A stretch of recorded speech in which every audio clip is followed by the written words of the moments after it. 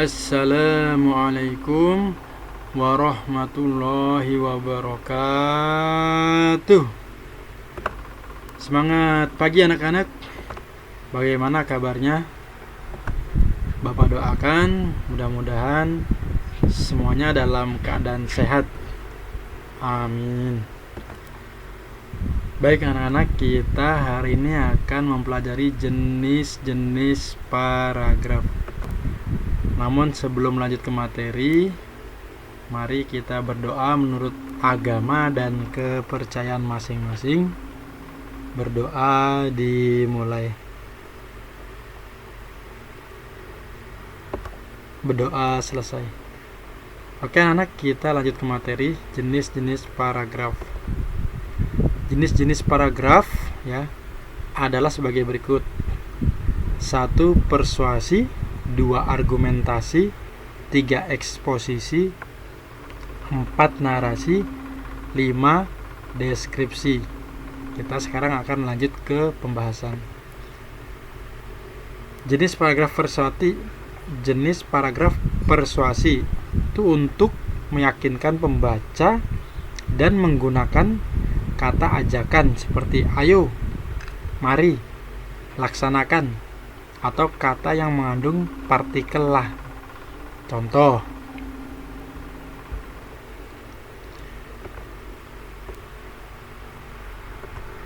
jalan kaki adalah bagian dari membiasakan hidup sehat tanpa melakukan olahraga yang berat. Tetapi masih banyak orang yang meragukan manfaat dari jalan kaki di kehidupan sehari-hari.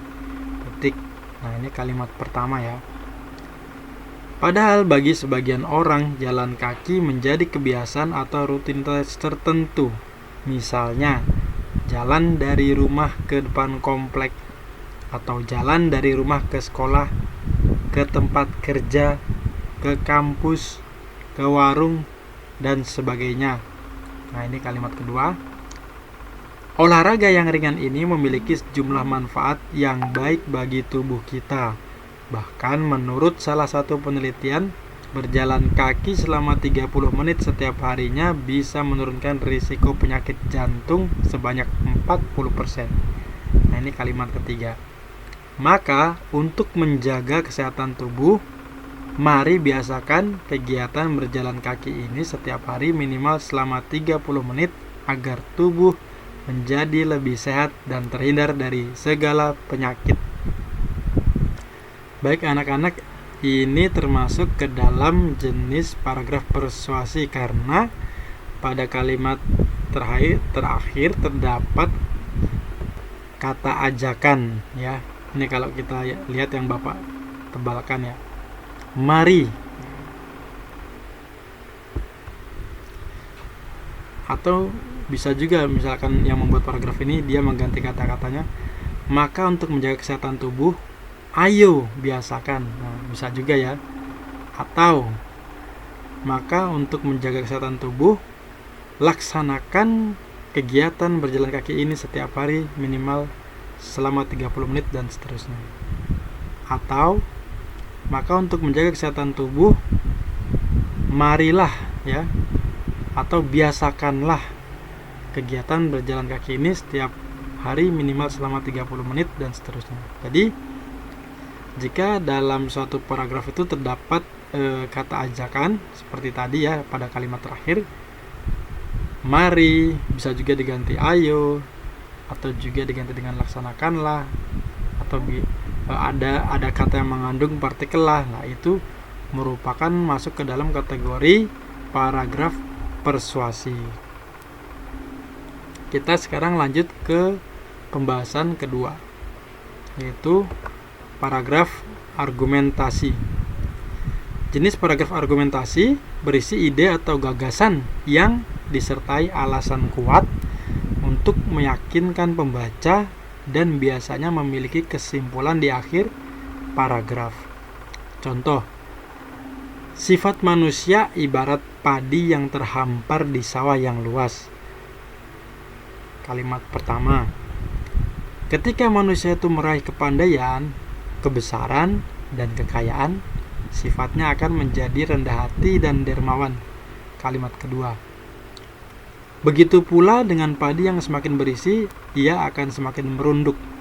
Ini kalimat ketiga. Apabila padi itu kosong, ia akan berdiri tegak. Ini kalimat keempat. Jadi di sini pembuat paragraf dia menyatakan gagasan bahwa sifat manusia itu juga memiliki persamaan dengan makhluk ciptaan Allah yang lain, yaitu tumbuhan padi ya. Jadi dia memiliki gagasan bahwa ketika manusia itu meraih kepandaian ya, manusia itu pandai, kemudian dia meraih kebesaran ya, maksudnya dia tuh menjadi orang yang mungkin terpandang di lingkungan masyarakat, dan manusia itu kaya ya. Nah, sifatnya akan menjadi rendah hati dan dermawan, akan menjadi baik dan tidak sombong ya. Kesimpulannya dia disamakan dengan padi ya. Jadi padi itu semakin berisi, ketika mau panen kan berisi beras yang banyak. Nah, padi akan semakin merunduk, dia tidak sombong. Nah, tapi apabila padi itu kosong, ia akan berdiri tegak. Nah, ketika padi itu baru tanam ya, masih belum ada isinya, belum ada calon berasnya ya, beras-berasnya itu, dia akan berdiri tegak. Jadi di sini disimpulkan padi yang semakin berisi akan semakin merunduk.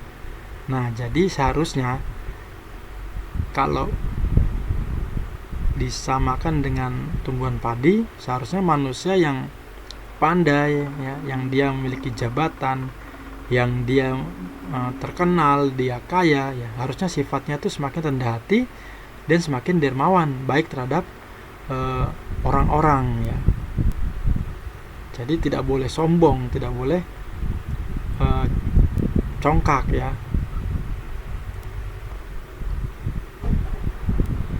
Jadi kalau ada orang yang pandai, dia terkenal, memiliki jabatan, kemudian kaya, kemudian dia sombong ya, congkak, pelit, berarti dia itu ibarat